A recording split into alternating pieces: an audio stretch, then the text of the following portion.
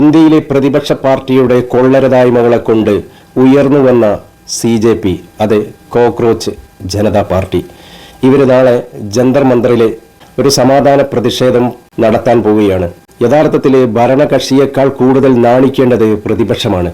എന്തുകൊണ്ടെന്നാൽ ഇതിൽ കൂടുതൽ ഇനി എന്ത് ചാൻസാണ് ഒരു പ്രതിപക്ഷത്തിന് കിട്ടാനുള്ളത്? നീറ്റ് പരീക്ഷ എന്നാൽ എന്തുമാത്രം ഇമ്പോർട്ടൻ്റ് ഉള്ള ഒരു എക്സാമാണ്.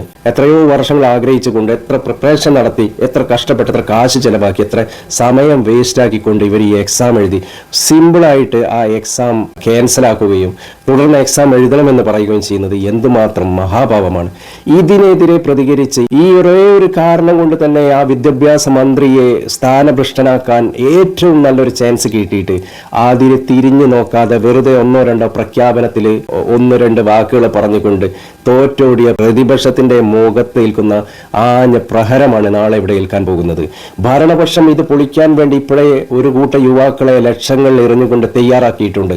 നാളെ എത്ര സമാധാനമായിട്ട് ഈ പ്രതിഷേധം കൊണ്ട് നടക്കാൻ അവർ തീരുമാനിച്ചാലും ശരി, ആർക്കും പരസ്പരം തിരിച്ചറിയാത്തതും ഒരു വ്യക്തമായിട്ടുള്ള ഒരു കൂട്ടായ്മ ഇല്ലാത്തതും കാരണം ഇത് നിലക്കും ഇത് പൊളിക്കുവാനും ഇതിനകത്തേക്ക് പ്രവേശിച്ചുകൊണ്ട് പോലീസുകാർക്കെതിരെ അക്രമം ഉണ്ടാക്കുവാനും തുടർന്ന് ലാത്തിച്ചാർജും ഒരുപക്ഷെ വെടിവെപ്പ് വരെ ഉണ്ടാകുവാനുള്ള കൂടുതൽ ചാൻസുകൾ കാണുന്നുണ്ട്. കാരണം ശത്രുവിനെ മുളയിലെ നുള്ളിക്കളയണം എന്നുള്ള ചാണക്യന്റെ ആത്മവാക്യം അത് ശിരസ വഹിച്ച് നടക്കുന്ന നമ്മുടെ ഭരണകർത്താക്കൾ ഒരു കാരണവശാലും ഇത്തരത്തിലുള്ള ഒരു പ്രതിഷേധത്തെ വെച്ച് പൊറുപ്പിക്കില്ല. തീർച്ചയായിട്ടും എന്ത് വില കൊടുത്തും അതിനെ അടിച്ചമർത്തുക തന്നെ ചെയ്യും. പക്ഷെ യുവാക്കളാണ് അത് തിരിച്ചെങ്ങനെയായിരിക്കും പ്രതിഷേധം എന്ന് അറിയില്ല.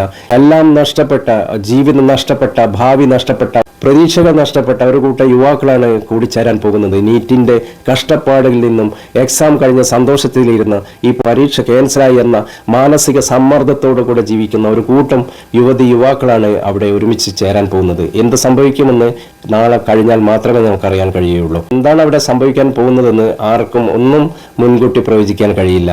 കാരണം ഈ പ്രതിഷേധം പ്രക്ഷോഭമാക്കി മാറ്റുവാൻ തീരുമാനിച്ച് കാശും വാങ്ങി ഇറങ്ങിയ കുറേ യുവാക്കൾ ഇപ്പോൾ തന്നെ സോഷ്യൽ മീഡിയയിലൂടെ പല പോസ്റ്റുകളും പബ്ലിഷ് ചെയ്യുന്നുണ്ട്. വരുന്നവർ പെപ്പർ സ്പ്രേ കൊണ്ടുവരണമെന്നും വലിയ ദണ്ഡുമായിട്ട് വരണം എന്നുള്ള പറഞ്ഞ് പ്രകോപനപരമായിട്ടുള്ള ഈ പലവിധ പോസ്റ്റുകൾ ഇപ്പോൾ തന്നെ പോസ്റ്റ് ചെയ്യുന്നുണ്ട്. അതിൻ്റെ എല്ലാം യാഥാർത്ഥ്യം ഇത് ഏത് നിലക്കും അടിച്ചമർത്തുക എന്നാണ്. കാരണം കോൺഗ്രസ് ഏറ്റവും അവരുടെ സുവർണ അവസരമായിരുന്നു, അത് അവർ കളഞ്ഞു കുളിച്ചു. അവരുടെ ഗോൾഡൻ ചാൻസ് അത് അവർ കളഞ്ഞു കുളിച്ചു. ഈ വിഷയത്തിൽ മാത്രം ആഞ്ഞെന്ന് പിടിച്ചാൽ എന്തുമാത്രം യുവാക്കളുടെ സപ്പോർട്ട് അവർക്ക് കിട്ടുമായിരുന്നു. എല്ലാം കളഞ്ഞു കുളിച്ച് ഈ രാഹുൽ ഗാന്ധി എന്ന് പറഞ്ഞ ഈ സ്നേഹനിധിയായ മനുഷ്യൻ പല കള്ളങ്ങളും എടുത്ത് പുറത്തിടും, പിന്നെ ആ ഭാഗത്തേക്ക് തിരിഞ്ഞു നോക്കൂല. കണ്ടുപിടിച്ചുകൊണ്ട് അത് ബോർഡിൽ എഴുതി ജനങ്ങളുടെ മുന്നിലും പത്രക്കാരുടെ മുന്നിലും കാട്ടിക്കൊടുക്കും. പിന്നെ അതിനെതിരെ അതെങ്ങനെ മുന്നോട്ട് കൊണ്ടുപോകണമെന്നൊന്നും അദ്ദേഹത്തിന് ഒരു താല്പര്യമില്ലൊന്നുമില്ല, ആർക്കും ഇല്ല. ഏത് ചാൻസിൽ പാർട്ടി ചാടാൻ നിൽക്കുന്ന ഒരു കൂട്ടം നേതാക്കന്മാരാണ് തന്റെ പിറകിലുള്ളതെന്ന് രാഹുൽ ഗാന്ധിക്ക് പ്രത്യേകം അറിയാം. അതുകൊണ്ട് തന്നെ ഇത്തരത്തിലുള്ള പല സംഘടനകളും വരുന്നത് പ്രത്യേകിച്ച് കോൺഗ്രസിന് അങ്ങനെ ഒരു വലിയ ടെൻഷനൊന്നുമില്ല. കാരണം ഈ പ്രതിപക്ഷ കോൺഗ്രസ് എന്ന പാർട്ടി മൂട്ടിലോട്ടമെന്ന് താന്നുകൊണ്ടിരിക്കുന്ന കപ്പലാണെന്ന് അതിലുള്ള നേതാക്കന്മാർ തന്നെ തീരുമാനിച്ചാൽ പിന്നെ അതിനെ രക്ഷിക്കാൻ ആരെ കൊണ്ടും കഴിയില്ല. അപ്പോഴാണ് ഇത്തരത്തിലുള്ള ഓരോ കൂട്ടായ്മകളും സോഷ്യൽ കൂട്ടായ്മകളും വന്നുകൊണ്ട് മാന്യമായിട്ട് അവർ നിയമപരമായിട്ട് ചെയ്യേണ്ട പല പ്രശ്നങ്ങളും ഇവർ ഏറ്റെടുത്ത് ചെയ്യേണ്ടി വരുന്ന ഒരു അവസ്ഥയിലേക്ക് എത്തിപ്പെടുന്നത്. ഒരുപാട് പ്രഗത്ഭർ ഇവർക്ക് വേണ്ടിയിട്ട് സപ്പോർട്ട് ചെയ്യുന്നുണ്ട്.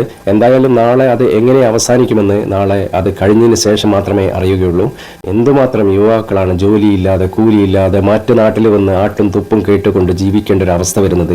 സ്വന്തം നാടിനെ മറ്റുള്ളവരുടെ മുന്നിൽ അടിയോറവ് വെച്ചുകൊണ്ട് സ്വന്തം യുവാക്കളെ മറ്റു നാട്ടിലേക്ക് പറഞ്ഞു വിട്ടുകൊണ്ട് അവിടെ നാണം കെടുത്തുന്ന ഇത്തരം ഗവൺമെന്റ് ഭരിക്കുമ്പോൾ എന്ത് രൂപത്തിലാണ് യുവാക്കൾ ഇനി പഠിക്കുന്ന വിദ്യാർത്ഥികളും അതുപോലുള്ള ആരും എന്ത് പ്രതീക്ഷയാണ് നമ്മുടെ നാട്ടിലുള്ളത്? ഇതുകൊണ്ടാണ് ഒരു പ്രതീക്ഷയും ഇല്ല എന്ന് തോന്നുമ്പോഴാണ് ഇത്തരത്തിലുള്ള CJP പോലുള്ള കോക്രോച്ച് പാർട്ടികളും ഇത്രത്തോളം ഇത്ര പെട്ടെന്ന് വളർന്നു വരുന്നത് എന്ന് മനസ്സിലാക്കിക്കൊണ്ട് ഭരണാധികാരി ഉണർന്നു പ്രവർത്തിച്ചാൽ നാടിനും നാട്ടുകാർക്കും സമാധാനത്തിനുമെല്ലാം ഒരു മുതൽക്കൂട്ടാവും.